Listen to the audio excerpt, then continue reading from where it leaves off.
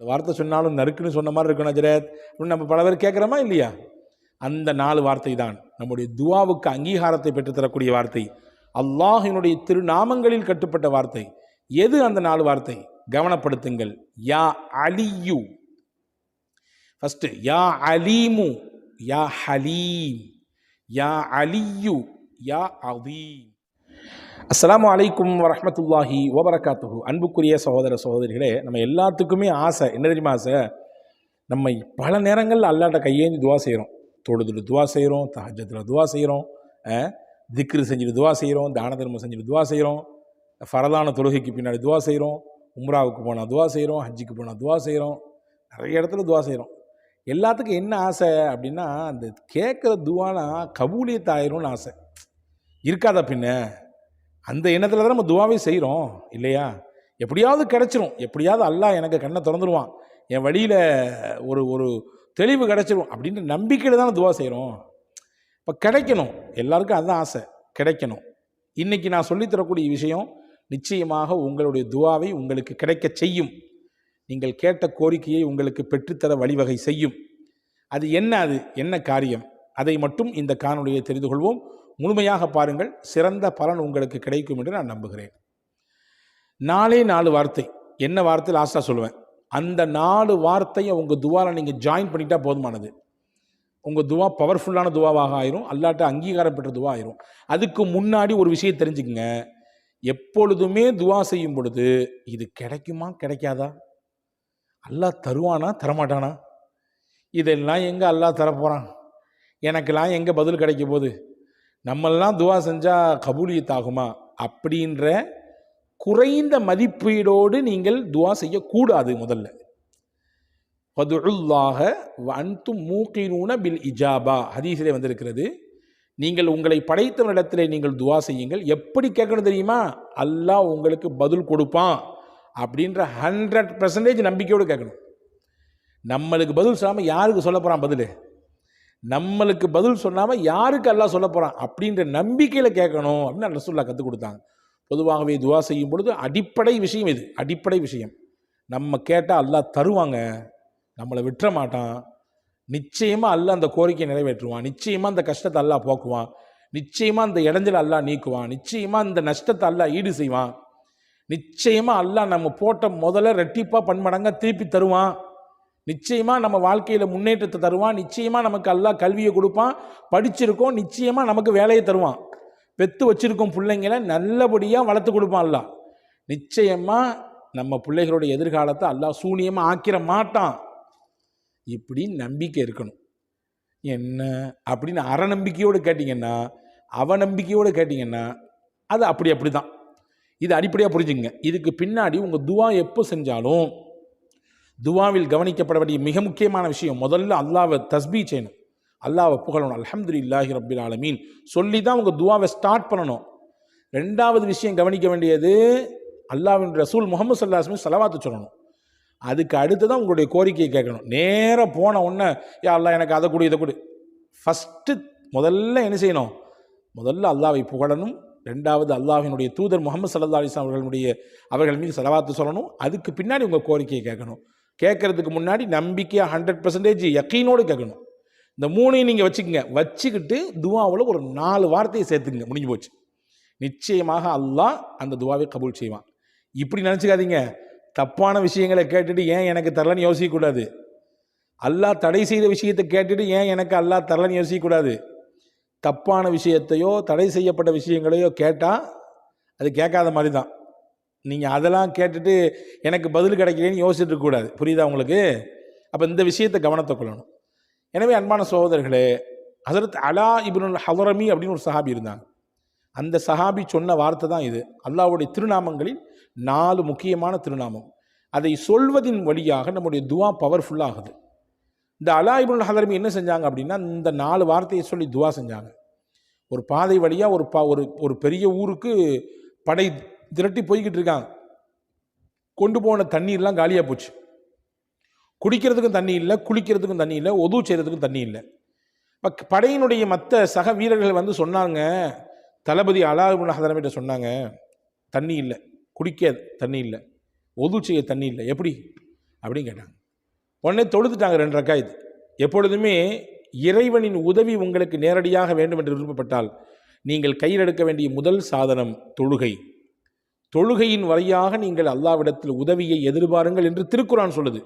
நான் சொல்கிற வெத்து வார்த்தை இல்லைங்க, இது திருக்குர்ஆன் சொல்லக்கூடிய உண்மை வார்த்தை. நீங்கள் தொழுகையை கொண்டு உங்கள் ரப்பிடத்திலே உதவியை தேடுங்கள். தொழுதாங்க 2 ரக்காயத். தொழுது முடிச்சுட்டு அல்லாஹ்ட்ட துஆ செஞ்சாங்க. என்ன செஞ்சாங்க? அந்த 4 வார்த்தையை சொன்னாங்க. யா அல்லாஹ் தண்ணி கொடு, ஒதுச்சேரி தண்ணி இல்லை, குடிக்க தண்ணி இல்லை, வீட்டில் உப்பு இல்லை, அல்லாஹ்ட்ட கேளுங்க. வீட்டில் இந்த மாதத்தினுடைய பைசா தீர்ந்து போய் இருக்குது, இன்னும் 2 நாள் மிச்சம் இருக்குது பேலன்ஸ், எப்படி செய்கிறது, எப்படி 2 நாளை ஓட்டுறது தெரியல, அல்லாஹ்ட்ட கேளுங்க, தருவாங்க. எவ்வளவு பெரிய தேவையாக இருந்தாலும் அல்லது எவ்வளவு சின்ன தேவையாக இருந்தாலும் உங்களை படைச்சவன்கிட்ட கேளுங்க, அல்லாஹ் தருவான். கேட்குறதாங்க நம்முடைய வேலை, கொடுக்கறது அவனுடைய இஷ்டம். நிச்சயம் அல்லாஹ் தருவான், அந்த நம்பிக்கை மட்டும் எனக்கூடாது. பாருங்கள், கேட்டாங்க, கொஞ்ச நேரம் தான் ஆச்சு. அந்த இடத்துலேருந்து, அந்த கேட்ட இடத்துலேருந்து கொஞ்ச நேரம் தள்ளி போனாங்க, அடிச்சுது பாருங்கள் மழை. அந்த மழையில் தேவையான தண்ணீரெல்லாம் தேக்கி வச்சுக்கிட்டாங்க, உதவு செஞ்சுக்கிட்டாங்க, குடிச்சுக்கிட்டாங்க, எல்லாம் அவங்க யூசேஜுக்கு ஃபுல்லாக தண்ணி எல்லாம் நிரப்பி வச்சுக்கிட்டாங்க. ஒரு நிகழ்ச்சி ஆச்சா. அடுத்து கொஞ்ச தூரம் கடந்து போனாங்க, ஒரு பெரிய ஆறு குறுக்க வந்துச்சு. ஆற்றை கடக்கிறதுக்கு எந்த விதமான படகு வசதி எதுவுமே இல்லை. இப்போ மக்கள்லாம் சொன்னாங்க, படையில் வந்தவங்கெல்லாம், இந்த ஆற்றை கடந்து அந்த சைடு போனால் தான் நம்ம எதிரிகளுடைய அந்த இடத்துக்கு போய் அவங்களோட தாக்குதல் செய்ய முடியும். எப்படி போகிறது? உடனே 2 ரக்காயத் தொழுதாங்க. தொழுதுட்டு அல்லாஹ்ட்ட அந்த 4 வார்த்தையை சொன்னாங்க, சொல்லி துவா செஞ்சாங்க. துவா செஞ்சுட்டு சொன்னாங்க, ஆற்றுல நடங்கன்னாங்க. என்னடா இது, தரையில் நடக்க சொல்கிற மாதிரி நடக்க சொல்கிறாரு, நடங்கன்னாங்க. நடந்தாங்க. இந்த ஹதீஸை அறிவிக்கக்கூடிய அறிவிப்பாளர் சொல்கிறார், எங்களுடைய காலின் நுனிப்பகுதியில் கூட தண்ணீருடைய எந்த அடையாளமே படவில்லை. எப்படி தரையிலே மணலிலே நாங்கள் சாதாரணமாக இயல்பாக நடந்து செல்வோமோ அதே போன்று நீரிலே நாங்கள் நடந்து போனோம். எங்களை அல்லாஹ் நடக்க வைத்தான். பெருசாலாம் இல்லை, ஒரே ஒரு கான்செப்ட் தான். தரையில் நடக்க வைக்கிற அல்லாஹ் எங்கேயும் நடக்க வைக்கிறான்னு அர்த்தம், நீர்லையும் நடக்க வைக்கிறான்னு அர்த்தம். அவன் தானே நடக்க வைக்கிறான், அவன் தானங்க பேச வச்சான். இதே நாவு நம்மள்கிட்ட இருந்துச்சு, ஆனால் 2 வயசில் பேச்சு வரலையே. இதே நாவு நம்மள நிறைய பேர்கிட்ட இருக்குது, ஆனால் 20 வயசு ஆன பின்னாடியும் பேச்சு வரமாட்டேங்குதே. ஏன்? பேசுறது நான் இல்லை, பேச வைக்கிறது என் ரப்பு அப்படின்னு நினைக்கணும். அப்போ அவன் தான் நடக்க வைக்கிறான். இந்த துவாவுக்குரிய பவர் அது அல்லாஹ் செஞ்சான். ஆச்சா. 3வது கொஞ்ச நேரம் கழித்து திரும்பி வரும்பொழுது இந்த தளபதி அலா இப்னு ஹதரமி வஃபாத் ஆகிட்டாங்க. இறந்த பின்னாடி அவரை குளிப்பாட்டுக்கு தண்ணி பார்க்குறாங்க, தண்ணி எங்கேயுமே கிடைக்கல. பரவாயில்லன்னு சொல்லி அதே ட்ரெஸ்ஸோட குழியை தோண்டி நல்லடக்கம் பண்ணிட்டாங்க. பண்ணி முடிச்சுட்டு கொஞ்சம் தூரம் போனாங்க, அங்கே ஒரு நீர்நிலை இருக்குது, தண்ணீர் இருக்குது. இப்போ அதில் ஒரு பேர் சொன்னாங்களாம், சரி பக்கத்துலேயே தண்ணி இருக்காங்க, சரி பரவாயில்ல, மறுபடியும் குழியிலேருந்து அவரை எடுத்து கொண்டு வந்து மறுபடியும் கழுகி அவரை குளிப்பாட்டி மறுபடியும் அடக்கம் செய்வோம் அப்படின்னு சொல்லி போய் தேடினாங்க. பாருங்கள், எங்கே அடக்கணுன்றதே தெரியாமல் போச்சு. அடக்கம் பண்ண இடத்தினுடைய அடையாளமே இல்லாமல் ஆகி போச்சு. ஒரு அடையாளத்தோடு தான் வச்சுட்டு போனாங்க, அடையாளமே இல்லை.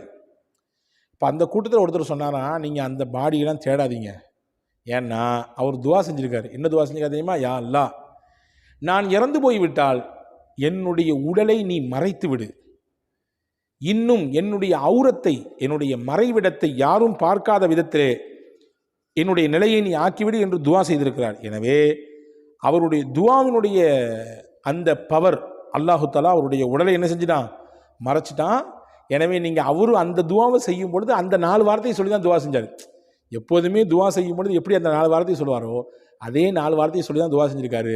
அதனால் நம்ம இங்கே தான் பக்கத்தில் போயிட்டு வந்திருக்கோம், ஆனால் போயிட்டு வரக்கூடிய கேப்பில் எங்கன்னு அடக்கம் செஞ்சோன்ற அடையாளத்தையே அல்லாஹ் மாற்றிட்டான்னு சொன்னால் அந்த துவாவினுடைய பவர் அல்லாஹ் ஏற்றுக்கிட்டான்னு அர்த்தம். ஆச்சா. 3 நிகழ்ச்சி அவருடைய வரலாற்று நடந்திருக்கு. இந்த 3 நிகழ்ச்சியிலையும் அந்த 4 வார்த்தை சொல்லியிருக்காங்க. இப்போ நீங்கள் கேட்குறது எனக்கு புரியுது அஜரத், அந்த 4 வார்த்தை என்ன அஜரத் சொல்லுங்கள், அப்படி தானே? 4 வார்த்தை சொன்னாலும் நறுக்குன்னு சொன்ன மாதிரி இருக்கணும் அஜரத் அப்படின்னு நம்ம பல பேர் கேட்குறோமா இல்லையா? அந்த 4 வார்த்தை தான் நம்முடைய துவாவுக்கு அங்கீகாரத்தை பெற்றுத்தரக்கூடிய வார்த்தை, அல்லாஹினுடைய திருநாமங்களில் கட்டுப்பட்ட வார்த்தை. எது அந்த 4 வார்த்தை? கவனப்படுத்துங்கள். யா அலியு ஃபஸ்ட்டு, யா அலீமு, யா ஹலீம், யா அலியு, யா அதீம். மறுபடியும் சொல்கிறேன், யா அலீமு, யா ஹலீம், யா அலியு, யா அதீம். இந்த 4 வார்த்தை தான்.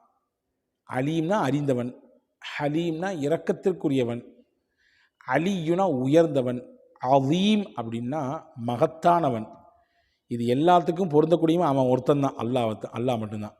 அல்லாஹனுடைய திருநாமம் இந்த நாளை சொல்லி அலாவுல் ஹதரமி ரதியல்லாஹு அன்ஹு அவர்கள் துவா செய்தார்கள். அவருடைய துவாவை அல்லாஹ் கபூல் செய்தான். அந்த துவா கபூல் செய்யப்படுவதற்கான முக்கிய காரணியாக இந்த நாள் இருக்கிறது. இந்த நாளோடு சேர்ந்து நமக்கு தக்குவா இருக்க வேண்டும், அல்லாஹுடைய பயம் இருக்க வேண்டும், அல்லாஹ் தருவான் என்ற நம்பிக்கை இருக்க வேண்டும். நான் அல்லாவின் அடிமை, எனவே தான் அவரிடத்திலே கேட்கிறேன், நான் உரிமையோடு கேட்கிறேன் என்ற எண்ணம் இருக்க வேண்டும். இதெல்லாம் இருந்துச்சுன்னா நிச்சயமாக நம்முடைய துவாவும் கபூலாகும். இந்த 4 வார்த்தையை கொண்டு இன்ஷா அல்லாஹ் யோசிப்போம், நம்முடைய வாழ்க்கையை செயல்படுத்துவதற்கு முயற்சிப்போம். எல்லாம் வல்ல அல்லாஹ் தௌஃபீக் செய்வானாக. வஸ்ஸலாம். அஸ்ஸலாமு அலைக்கும்.